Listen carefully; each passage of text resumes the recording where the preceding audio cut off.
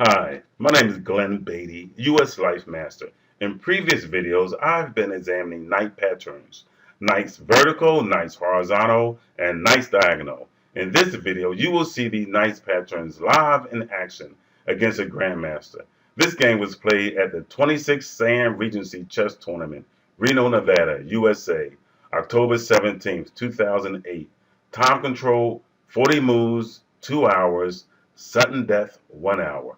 I was paired against Grandmaster Sharavdorf's Dazhze in the critical round 5. In round 3, I smoked the young international master Salvageus Barkley in a Bingo gambit. I played the Bingo, and it was such a crushing victory that I shook the tournament hall. In round 4, I played against international master Mazitis Valdemir. We played to a draw. I was winning, but he found a way out. It's extremely difficult to beat these guys. I played on stage between the ropes in every round of this tournament. The stage was set. I was too focused to be nervous. I wanted to crush this grandmaster. He was in my way. D4. A flexible move. I don't mind playing the bingo. It gives me the initiative as black, and I like playing with the initiative. Okay, it's not going to be a bingo. My Slav will do. The Slav is such a super opening against any level of competition. Black is super solid, and if white tries to take the game into a tactical nature, he often overextends himself, making multiple weaknesses and trying to win. Black takes a pawn out of the center. Why is that? Well, first of all, if white elects to win the pawn back, he must make some structural weaknesses, namely his queenside pawn structure. B4 and B3 squares become weak.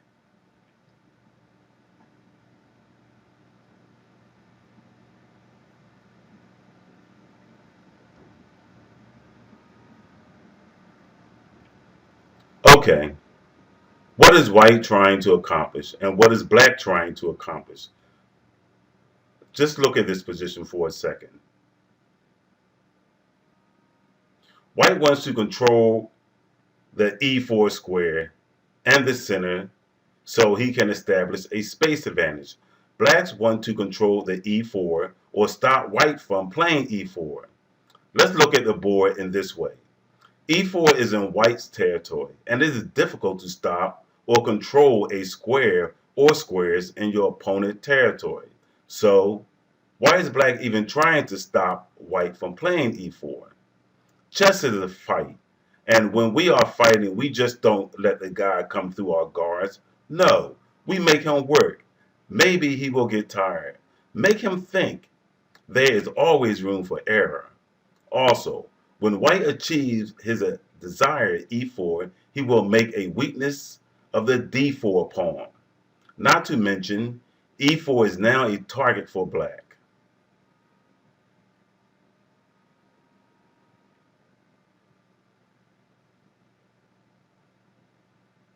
I like this move. Remember, if white gets an e4, d4 becomes weak.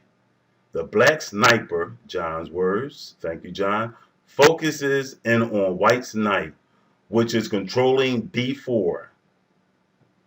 A blunder that I miss. I castle. Knight to b6 is an excellent move.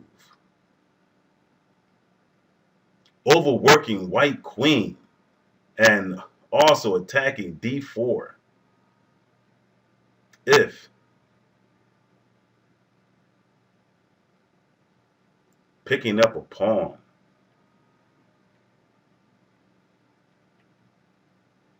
If e5.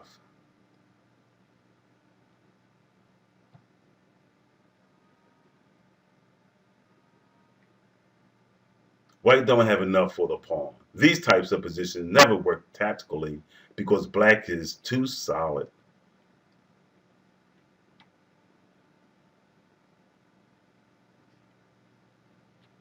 If white captures with the pawn,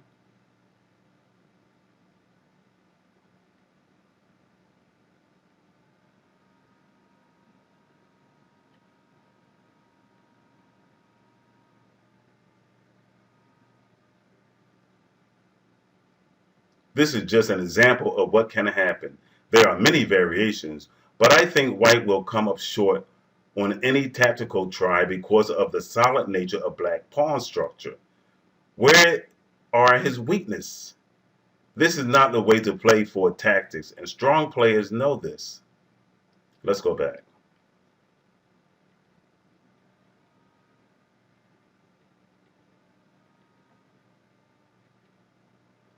I castle.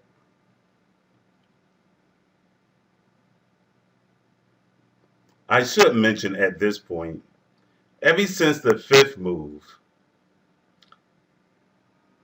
the Grandmaster was screwing his pieces in the squares, placing them down firmly, and gasping them tightly while turning them clockwise, as if to screw them in the squares. I was focused. Neither did this amuse me or trouble me. I wanted to crush him. Gaining space on the queen side and protecting my sniper.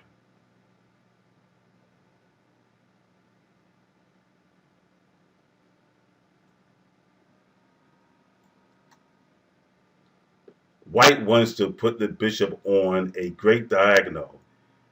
White would like to play h3 followed by bishop to h2. Of course, I wasn't going to allow that.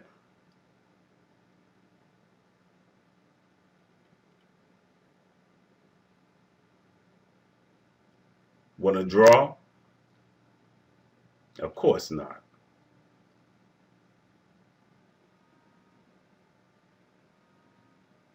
At this point, I was very happy with my position. A deep move. I was calculating a bunch of variations at this stage in the game, and I came up with this gem. It's not easy to find, very subtle. This is a move I expected, and one of the reasons why I played my bishop to h5. I really think his e5 move is a mistake.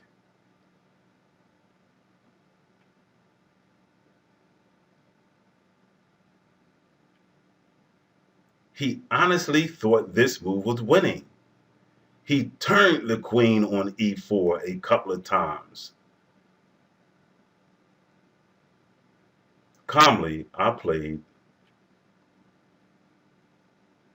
and his idea is busted. Not because the knight is defending h7, but because of my powerful sniper and the surprising jump of my knight on e6. h4 is the move he played in the game. If he played knight takes e5, this was the reason why he played the queen to e4 variation. But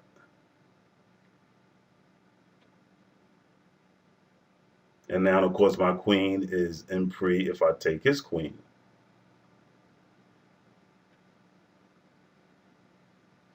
Bang! I caught you looking for the same thing. White must drop material. I attack his rook. My bishop on b4 is defended. His rook is attacked. His sniper is under fire. And his knight is pinned down by my sniper. A beautiful position.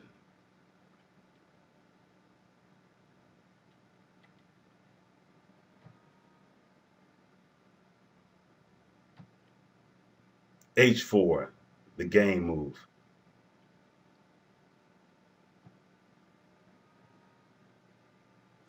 A strong, simple move. My queen attacks h4 pawn. A simple threat of bishop takes f3, destroying white's pawn structure. White is forced to weaken his light squares. What should black play? Just think of the French. This is a French structure. Opening up the f file. White is in trouble. This position is really a good French for black.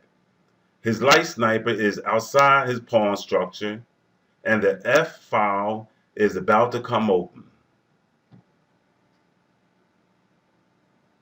Black bishop is just too strong on h5. White is forced to weaken his structure even more.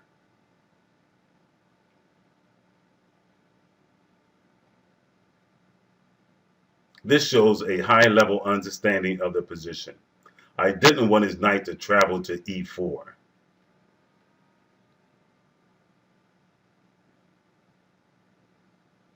At this point, White moves began to take on a timid tone.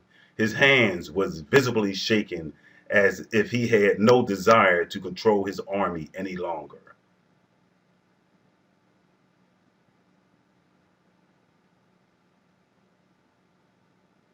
Knight's vertical, remember? Knight's horizontal, remember?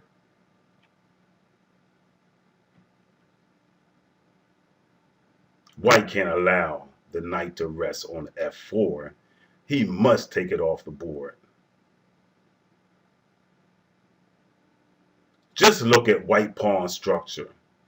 This is his reward for overextending himself. Looking for counterplay. Boom! This move was planned when I played knight to d7. The person who was transferring the moves to the demonstration board suddenly stopped. He even knew that White was in deep trouble. The only logical move. Remember our color-coded tactics? Now you see it in living color, baby. Let's rock the house. Let's shake the house. He forced to drop the exchange. G4 is hanging. I'm attacking his lady.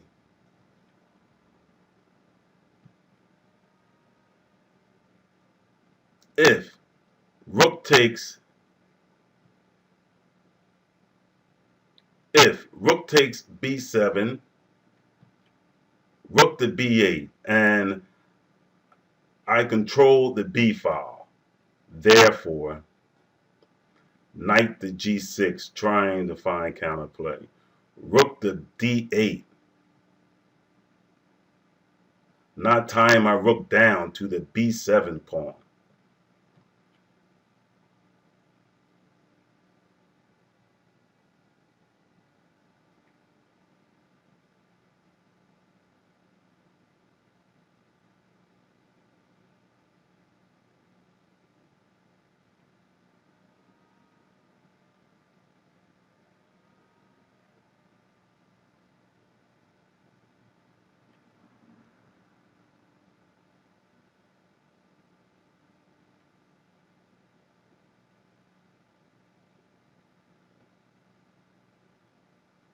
At this point, of course, he asked for a draw. No, thank you, sir. A suggestion. If you are winning or slightly better, do not hurry. Take your time. Let him or her suffer. It's very unpleasant to be in a losing position. Let them look at their position. Let them feel their position. While you look at your winning position and smile and find great moves.